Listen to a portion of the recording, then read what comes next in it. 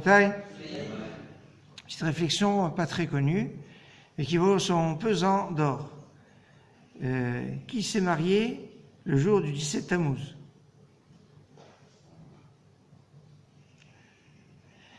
Eh bien, celui qui s'est marié le jour du 17 Tammuz, c'est Boaz, avec Ruth. Leur nuit de noces, c'était le soir du 17 Tammuz, et il est décédé le lendemain. Mais de leur union, eh ben, va naître après Oved, Yishai, et après Yishai, David. C'est-à-dire David, son origine, Ruth, eh bien, le mariage, qui passait, je dirais, au rat, puisque Boaz s'est marié le soir, elle est tombée enceinte, et il est décédé le lendemain matin. Autrement dit, le matin du 17 Tammuz. Alors, ça veut dire que le jour du 17 Tammuz, c'est un jour, évidemment, avec 5 raisons pourquoi on doit jeûner. Remarquez que dans les téphilotes, la raison qui est, en général, et qui a motivé qu'il ce soit un jour de jeûne, c'est celle qui est évoquée en dernier. Que Oufke Aïr, la ville a été, c'était la première brèche dans les murailles de Jérusalem. Cette raison, qui est d'ailleurs une raison, c'est un petit peu une raison compliquée, parce que dans le texte des rois, il y a marqué le 9, il n'y a pas marqué le 17. Alors il y a marqué entre Yerushalmi et le Bavli, l'un qui dit non, c'était le 17, mais ils se sont trompés. C'est un peu sévère de dire que le texte du Nar, ils se sont trompés. Bon, mais enfin, bon, c'est marqué comme ça.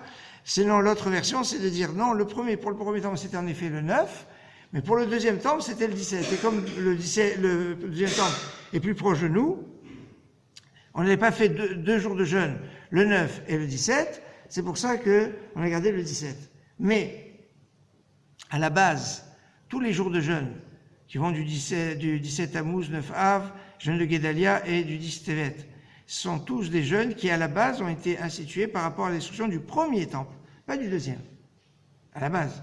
Après, on les a réactivés, notamment pour Tisha B'Av. Mais maintenant, le jeûne de Guédalia, il n'a pas d'équivalence avec le deuxième temple. Le jeûne du 10 Tevet, il n'y a pas d'équivalence avec le deuxième temple. Donc la base, c'est plus ce premier temple.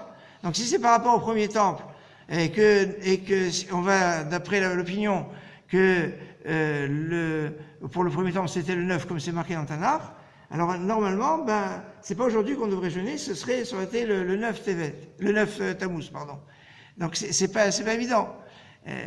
On va retenir ce que la halakha nous a retenu, c'est-à-dire que c'est le 17, en sachant que le 17 commence la période de Ben HaMetzarim. Vous imaginez si on avait commencé le 9 Tammuz, ça veut dire qu'on n'aurait pas 3 semaines, mais un mois.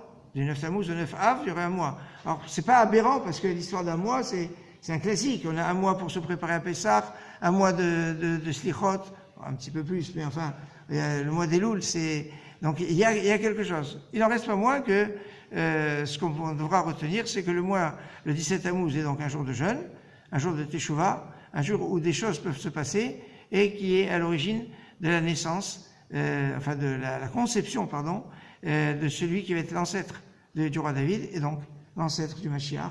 Que le Mashiach puisse arriver le plus rapidement possible. Ben Kiratzon, Tzom Kal.